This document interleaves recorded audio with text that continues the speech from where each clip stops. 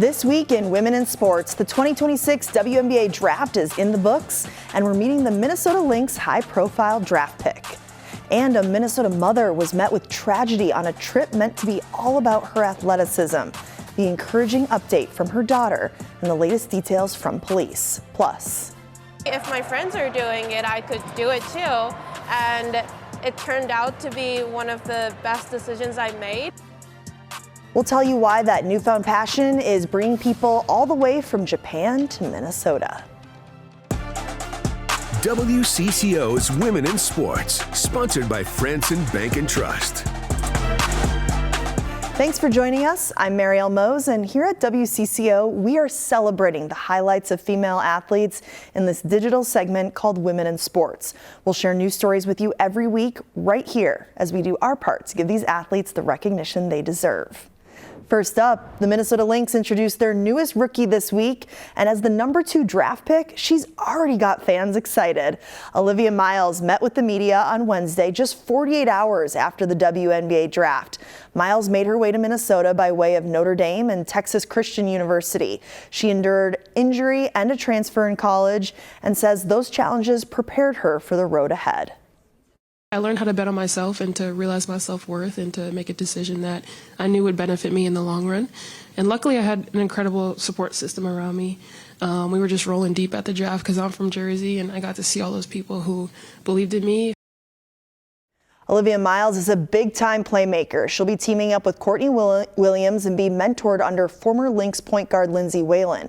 Miles is a 3-time All-American and led the NCAA in triple doubles, earning 6 of them last season. On Monday, fans gathered together at Target Center to watch the draft live on the Jumbotron, and it's clear they're on board with adding Miles to the roster. I feel like it's going to be exciting and fun to see how she melds with what we have going on already. So excited to see how Courtney takes her under her wings, and we'll figure it out. Super dynamic, sees lanes that I don't think a lot of college players see, and makes plays happen for others and really facilitates. And when you look at all the losses we've had as a team, this is a way to create space for other players to kind of excel in the offense as they're coming in. So exciting stuff, man, absolutely. The Lynx lost 2 starters, Bridget Carlton and Alana Smith, in the offseason, along with key bench player Natisha Heidemann. Miles will have some big shoes to fill. The first preseason game is set for April 25th. Then the official season home opener is on May 10th. The draft comes as the WNBA just announced a major expansion. Last June, 3 new teams were floated as maybes, but now the league and NBA Board of Governors approved those teams. They'll be based in Cleveland, Detroit, and Philadelphia, with rollouts through 2030. A new team debuted last year with Golden State, and 2 teams start this season with Portland and Toronto. Well, a woman who finds joy in movement may now be paralyzed from the neck down. A Minnesota mother was badly hurt when a car drove through a triathlon course in Florida. As Connor Wright reports, her family is holding out hope that she can recover. Anyone who knows Ashley Witten will tell you she can handle anything. She'll make you believe you can do the same. Call her a bit crazy. Eric Reamer says that with love and admiration. Witten's a close friend known for pushing physical limits. In just the past few years, Witten took her hobby to a new level as she taught herself to swim in order to compete in triathlons. She's my biggest inspiration in anything. Whenever I'm at school or going to the gym myself or meeting new people, I'm like, okay, what would mom do? Witten's daughter, Sophia, is now at her mom's side at a hospital in West Palm Beach, Florida. On Sunday morning, Palm Beach County Sheriff's deputies say a car entered the closed course during a triathlon. Witten and another competitor couldn't avoid colliding with that car. Witten was left paralyzed from the neck down. But in just the past few days, signs of recovery. She still is opening her eyes and looking at us and nodding a little bit to communicate, and I have never met anybody stronger than her.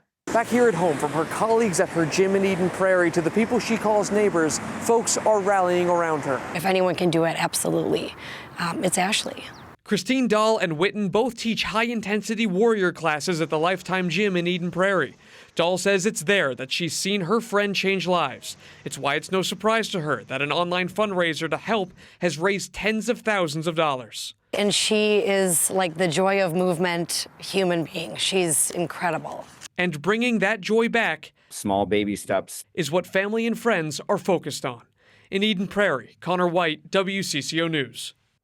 Best of luck in your recovery, Ashley. We're all cheering you on. The sheriff in Florida told us the investigation is still open, but right now that driver is not facing charges. Well, there's likely no hotter topic right now than artificial intelligence. Robots are undoubtedly a big part of the future. Mike Max shares the story of a local robot buff whose story started on the other side of the world. So you're still coming to you and working here? Yeah.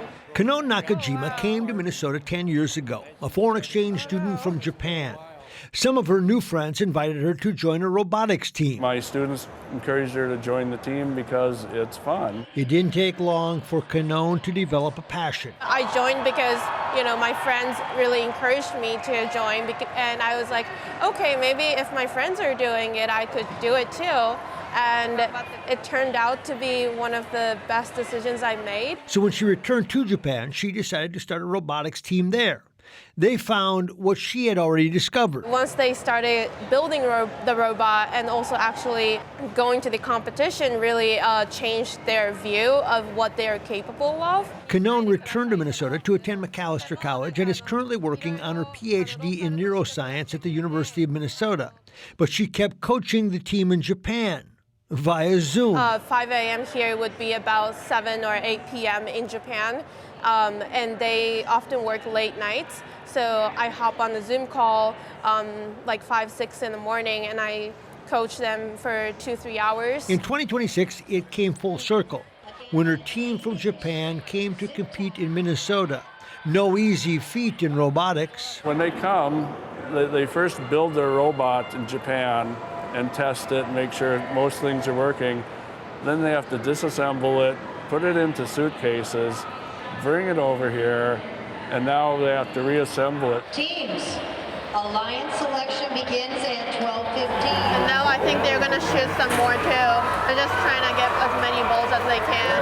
Thank you. Oh, look. What they found is what she already knew about the local robotics stage. It's really, really fun. I actually get to kind of work on my leadership skills and connect with new people. I think the most important thing for them to learn through this program is to kind of to step out of their comfort zone, because a lot of Japanese students, they tend to be really shy. They care a lot about what other people think of them. Turns out the team has quite an example. Yeah, so this is where so it goes down. Someone who came here 10 years ago and took a chance and stayed to get a PhD and find out what she could do with her life. In previous matches, it broke multiple times, but they've been fixing it. So hopefully they'll be really good. Let me explore areas that I wouldn't have explored if I just stayed in Japan. I'm really happy that I'm here. And that was Mike Max reporting. A new episode of the Women in Sports podcast is out now. This week, I spoke with Dr. Verna Cornelia Price. She is the driving force behind Girls Taking Action. The organization focuses on helping girls in high school dream big, work hard, and positively change their lives. Part of that work involves a visit to the Target Center to specifically see the Lynx in action. Girls get to be in that environment and they get to see that, women can do it. Women are doing it, and women are doing extraordinary things. And they just, that one, like literally that one night, it takes them from thinking on one level to a whole other level. And they see that, they started asking themselves questions like, well, maybe I could. Well, maybe I could. Well, maybe I could. Well, she did. Like, wow, right? So you could actually see the rise in their self-esteem go up. Dr. Price is also a girl mom. She shares advice on how to raise a young athlete and how to navigate through tough competition environments like dance, especially if you're a person of color. This is a powerful conversation. You'll find it right now wherever you get your podcasts, or you can watch it on WCCO's YouTube page.